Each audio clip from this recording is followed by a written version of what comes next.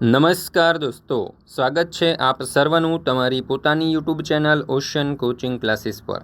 મિત્રો, ધોરણ 5ની સ્વ અધ્યયન પોથી જે નવી આવી છે 2025-26ની, તે નવી સ્વ અધ્યયન પોથીનો ભાગ 1 આવી ચૂક્યો છે અને આ ભાગ 1ની અંદર આપણને ધોરણ 5ના આસપાસ વિષયનો જે પાઠ નંબર 3 આપેલો છે, સ્વાદથી પાચન સુધી, તેનું સંપૂર્ણ સોલ્યુશન આપણે આ વિડીયોની અંદર જોવાના છીએ।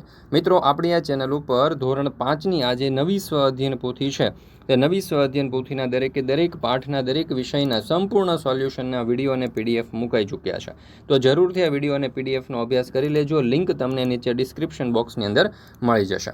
ચાલો દોસ્તો, તો શરૂ કરીએ આપણે સ્વ અધ્યયન પોથી વિષય પર્યાવરણ પાઠ નંબર 3 સ્વાદથી પાચન સુધી। એમાં પ્રશ્ન નંબર 1, નીચે આપેલા ખાદ્ય પદાર્થોના ચિત્રો નીચે તેના સ્વાદનું નામ લખો। તો પહેલાં આદુનું ચિત્ર છે, જેનો સ્વાદ તીખો હોય છે, શેરડીનો ગળ્યો હોય છે, ત્યાર પછી ટમેટાનો ખાટો હોય છે, મીઠાનો ખારો હોય છે, ત્યાર પછી હળદર તુરો અને કારેલાનો કડવો। મિત્રો, ધોરણ 3થી 10ની જે નવી સ્વ અધ્યયન પોથી 2025-26ની આવી છે, તે નવી સ્વ અધ્યયન પોથીના દરેક વિષયના દરેક પાઠના સંપૂર્ણ સોલ્યુશનના વિડીયો અને પીડીએફ આપણી ચેનલ ઉપર મુકાઈ ચૂક્યા છે। આ વિડીયો અને પીડીએફનો અભ્યાસ કરવા માટેની લિંક તમને નીચે ડિસ્ક્રિપ્શન બોક્સની અંદર મળી જશે, તો જરૂરથી તેનો અભ્યાસ કરી લેજો। સાથે અહીંયા તમે જોઈ શકો છો કે પીડીએફ તમે વોટ્સઅપ પર પણ મેળવી શકો છો। તો વોટ્સઅપ પર પીડીએફ મેળવવા માટેનો નંબર આપેલો છે 7046222254। આ નંબર ઉપર કોન્ટેક્ટ કરી સંપર્ક કરી અને સોલ્યુશનની પીડીએફ તમે દોસ્તો વોટ્સઅપ પર પણ મેળવી શકો છો, અથવા તો આપણી એપ્લિકેશનનું નામ છે ઓશન કોચિંગ ક્લાસીસ। આ એપ્લિકેશન ડાઉનલોડ કરી અને અહીંયાથી પણ તમે સોલ્યુશનની પીડીએફ અથવા તો પીપીટી મેળવી શકો છો। તો દરેક વિદ્યાર્થીઓએ અવશ્ય મેળવી અને અભ્યાસ કરી લેવો। ત્યાર પછી છે પ્રશ્ન નંબર 2, આપેલા સ્વાદ કયા ખાદ્ય પદાર્થોમાંથી મળે છે તેના નામ લખો। તો ખાટો સ્વાદ તો લીંબુ, આંબલી અને નારંગીમાંથી, ગળ્યો સ્વાદ તો શેરડી, ખાંડ અને ગોળમાંથી, તીખો સ્વાદ તો મરચાં, આદુ અને મરીમાંથી, તુરો સ્વાદ તો હળદર, આમળા અને સોપારીમાંથી, ખારો સ્વાદ તો મીઠું અને સંચળમાંથી, અને કડવો સ્વાદ આપણને મળશે કારેલા, લીમડો અને મેથીમાંથી। ત્યાર પછી છે પ્રશ્ન નંબર 3, પ્રશ્નોના જવાબ લખો। એમાં છે પહેલો સવાલ, તમને સૌથી વધુ ભાવતી 4 વસ્તુના નામ અને તેના સ્વાદ જણાવો। તો પહેલું છે ગુલાબજાંબુ, જેનો સ્વાદ ગળ્યો હોય છે, પાણીપુરી, જેનો સ્વાદ તીખો હોય છે, ઢોકળા, જેનો સ્વાદ ખાટો હોય છે, અને કારેલા કે જેનો સ્વાદ કડવો હોય છે। ત્યાર પછી છે પ્રશ્ન નંબર 2, તમે લખેલી ચારેય વસ્તુનો સ્વાદ એક સરખો છે? તો જવાબ આવશે કે ના, બધી વસ્તુઓનો સ્વાદ જુદો જુદો છે। ત્રીજું, માત્ર સુગંધથી કઈ ખાદ્ય વસ્તુઓ ઓળખી શકાય છે? તો માત્ર સુગંધથી ઓળખી શકાય તેવી ખાદ્ય વસ્તુઓમાં લસણ, ડુંગળી, વરિયાળી અને જીરું આવશે। ચોથું, ખોરાક શા માટે ખૂબ ચાવીને ખાવો જોઈએ? તો ઉત્તર, ખોરાક ખૂબ ચાવીને ખાવાથી ખોરાકનું પાચન સારી રીતે થાય છે, એટલે ચાવીને ખાવો જોઈએ। પાંચમો સવાલ, લાળ રસનું કાર્ય શું છે? તો લાળ રસ ખોરાક સાથે ભળીને ખોરાકને સુપાચ્ય બનાવે છે। છઠ્ઠો સવાલ, શિવાંશને ઝાડા ઉલટી થયા છે તો તેણે કેવો ખોરાક લેવો જોઈએ? તો ઉત્તર, શિવાંશે પ્રવાહી ખોરાક વધારે પ્રમાણમાં લેવો જોઈએ। સાતમો સવાલ, જેનિલ ક્રિકેટ રમતી વખતે ગ્લુકોઝ લે છે, તે આવું કેમ કરે છે? તો ઉત્તર, ગ્લુકોઝ લેવાથી શરીરને તુરંત જ એનર્જી મળે છે, એટલા માટે જેનિલ ક્રિકેટ રમતી વખતે ગ્લુકોઝ લે છે। આઠમું, જરૂર કરતાં વધારે ખોરાક ખાવાથી શું થાય? તો ઉત્તર, જરૂર કરતાં વધારે ખોરાક ખાવાથી શરીરમાં તેનું પાચન થતું નથી અને આપણે બીમાર પડીએ છીએ।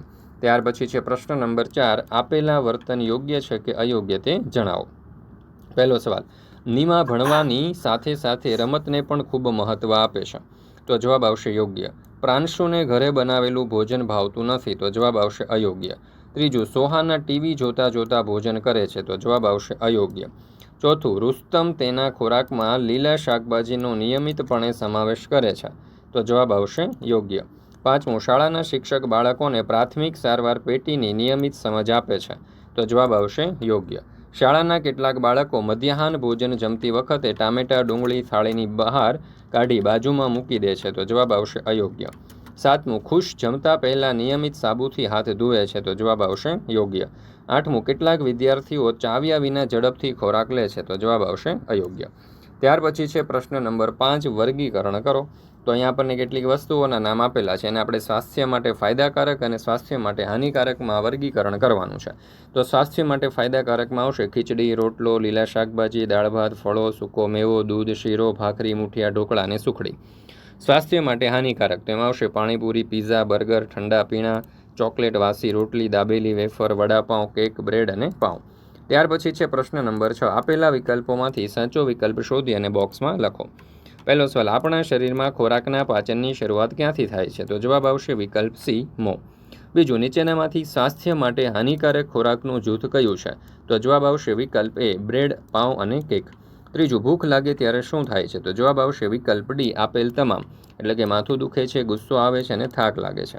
ચોથું, જોયા કે ચાખ્યા વગર ફક્ત સુગંધથી ઓળખી શકાય તેવો પદાર્થ કયો છે? તો જવાબ આવશે વિકલ્પ બી, વરિયાળી. પાંચમું, નીચેનામાંથી તીખા સ્વાદનું જૂથ કયું નથી? તો જવાબ આવશે વિકલ્પ સી, રાઈ, હળદર અને ધાણા. ત્યાર પછી છે પ્રશ્ન નંબર 6, શરીરની તંદુરસ્તી માટે નીચેનામાંથી શું કરશો? તો અહીંયા જવાબ આવશે વિકલ્પ બી, ખૂબ ચાવીને ખોરાક ખાઓ. પ્રશ્ન નંબર 7, તમારી શાળામાં સ્વાસ્થ્ય જાળવવા માટે થતી પ્રવૃત્તિઓ વિશે લખો. તો અમારી શાળામાં સ્વાસ્થ્યની જાળવણી માટે નિયમિત રીતે નખની તપાસ કરવામાં આવે છે. સમયાંતરે બધા જ વિદ્યાર્થીઓની ડૉક્ટરી તપાસ કરવામાં આવે છે અને બધા બાળકોને પૌષ્ટિક આહાર મધ્યાહન ભોજન યોજના અંતર્ગત આપવામાં આવે છે. મિત્રો, ધોરણ 3થી 12ની કોઈ પણ પ્રકારની PDF અને PPT જો તમારે જોઈતી હોય તો એ તમને મળી જવાની છે ઓશન કોચિંગ ક્લાસીસ પર.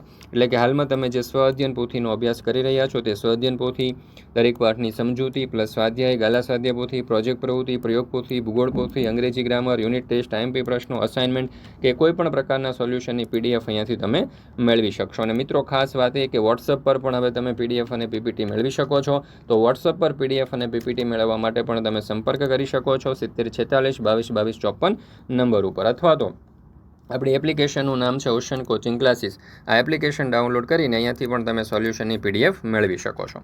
ત્યાર પછી છે પ્રશ્ન નંબર 8, નીચેના જોડકણા વાંચી તમે પણ આવા સ્વાસ્થ્યને લગતા જોડકણા બનાવો. તો જો, પીઝા બર્ગર છોડો, તાજા ફળ ખાઓ, ખોરાક બજારું ખાઈને સ્વાસ્થ્યના બગાડો. બીજું, ખીચડી કઢી, દૂધ, દાળ, ભાત, રોટલી, રોટલો, શાક, ભોજનમાં આને આપો સ્થાન, બીમારીથી છૂટશે જાન. ત્રીજું, દાબેલી, પાઉંભાજી છોડો, તાજા ફળ ખાઓ, બહારનો ખોરાક ખાઈને સ્વાસ્થ્યના બગાડો. ચોથું, ઘરની બનાવટને આપો સ્થાન, સ્વાસ્થ્યમાં અવ્વલ રહે સ્થાન. તો મિત્રો, અહીંયા આપણે આ જે પાઠ છે તે પૂર્ણ કરીએ છીએ. ફરી મળીશું મિત્રો આપણે જે પર્યાવરણ વિષય છે તેની સ્વ અધ્યયન પોથીના એક નવા પાઠના સંપૂર્ણ સોલ્યુશન સાથે. મિત્રો, આપણી આ ચેનલ ઉપર 3થી 8ના દરેક વિષયની સ્વ અધ્યયન પોથીના સોલ્યુશનના વિડીયો અને PDF મુકાઈ ચૂક્યા છે. જો આ વિડીયો તમને પસંદ આવે તો લાઇક કરવાનું, તમારા મિત્રો સાથે શેર કરવાનું અને સરસ મજાની કોમેન્ટ આપવાનું ભૂલશો નહીં.